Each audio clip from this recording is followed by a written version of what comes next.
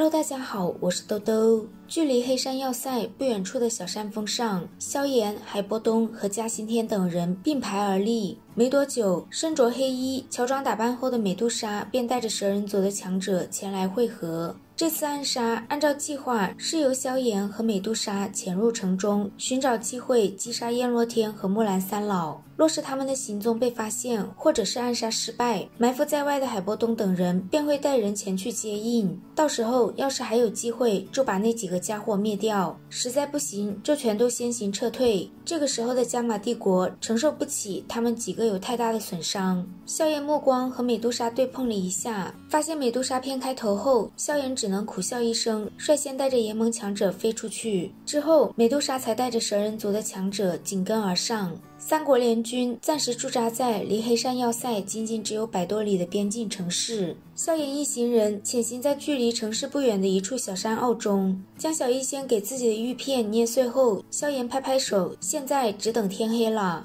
说完，萧炎为昨天的事低声向美杜莎道歉。自从认识萧炎以来，这还是美杜莎第一次听见他跟人道歉。美杜莎嘴上说着“你也是会道歉的嘛”，脸颊不由自主地柔和了一点。萧炎向美杜莎保证，2年之内自己一定会炼制出天魂融血丹。对于萧炎如此看重这件事，美杜莎心中很是欣喜。这时，小医仙也将城中的地图传了过来，地图中标明了焰落天和木兰三老各自所在的方位。焰落天在城中北方，而木兰三老则在西边，两人势必要分头行动。见美杜莎主动揽下最危险的焰落天，萧炎心中十分感动。在夜色的掩盖下，他们2人躲过巡逻的斗王强者，进入城市中。分开前，萧炎让美杜莎得手之后立刻离开，前往黑山要塞集合。美杜莎有些迟疑，她要离开自然没什么问题，但萧炎若是陷入围堵的话，想要逃跑怕是有几分危险。感受到美杜莎的关心，萧炎让她放心，自己虽然不是斗宗，但真要逃跑，斗皇中没多少人能拦住他。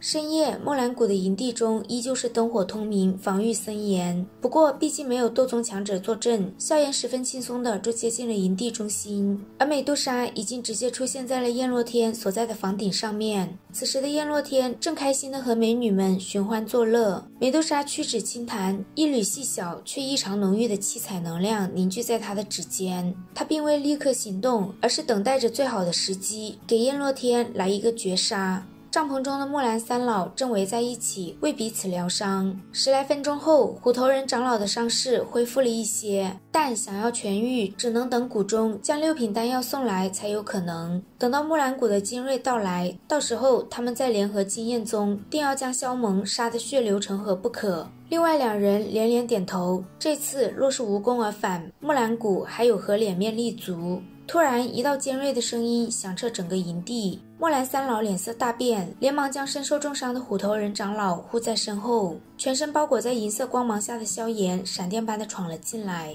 木兰2老联手，狠狠地轰击在光影身体之上。光影遭受重击后，在他们惊骇的眼神中缓缓消散。察觉到这是萧炎的残影，2位长老猛地转身。此时的萧炎正如鬼魅般站在虎头人长老身旁，手掌牢牢地抓着他的脖子。木兰谷的2位长老不敢有丝毫异动，生怕虎头人长老当场毙命。他们威胁萧炎，若是敢杀他，便是和木兰谷彻底敌对，到时候便是不死不休。萧炎丝毫不搭理他们，联盟差点就被他们灭了，早就已经是不死不休。见威胁不起作用，木兰谷2位长老发誓，只要萧炎放过虎头人长老，木兰谷日后绝不会再找加玛帝国和联盟的麻烦。他们嘴上还说着可以用3兽蛮荒诀来和萧炎交换，实际上背地里正在强行运行3兽蛮荒诀。萧炎眼神一动，他对这门功法很感兴趣，但虎头人长老却是必须死。说完，碧绿色火焰直接穿透了虎头人长老的喉咙。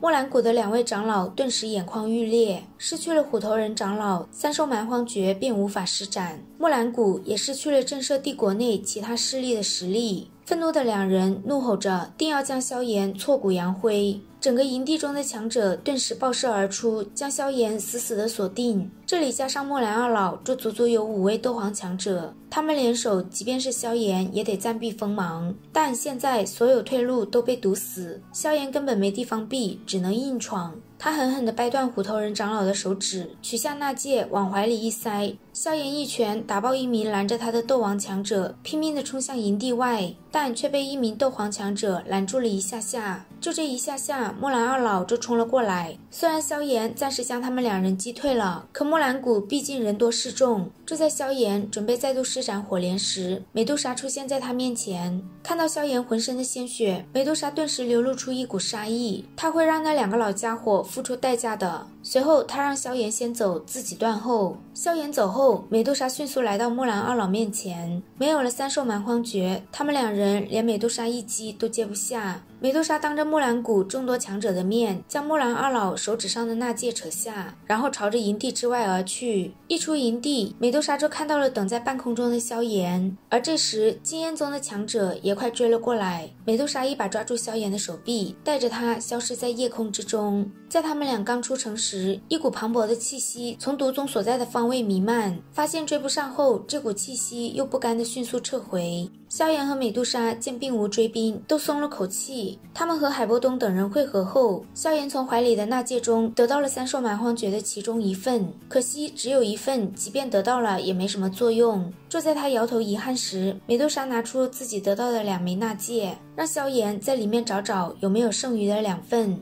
得到完整的三兽蛮荒诀，萧炎忍不住大笑出声。今日能有这种收获，简直出乎他的意料。看到萧炎脸上的笑容，美杜莎再度从纳戒中取出一卷金黄色的卷轴给他，这是他从燕洛天身上得到的天焰九行翼，属于金焰宗的不传之秘。金焰宗最擅长的就是速度，燕洛天要是真的逃起来，即便是美杜莎都追不上，而这全是因为他修习了天焰九行翼的缘故。天焰九行翼算是飞行斗技的制作方法。萧炎握着卷轴，想必这东西对美杜莎也有不小的效果。美杜莎迟疑的点头，若是用高阶材料炼制，对她的确有用，但若是一般的材料，效果并不大。萧炎将卷轴收入纳戒，等日后凑齐了材料，他便先帮美杜莎制作一个对她有用的飞行翼。随着燕洛天和莫兰三老的死，三宗也都彻底退去，联盟也完全取代了以往云岚宗在帝国人心中的地位。加玛帝国也履行了承诺，将靠近魔兽山脉的一片阴凉区域划分给了蛇人族。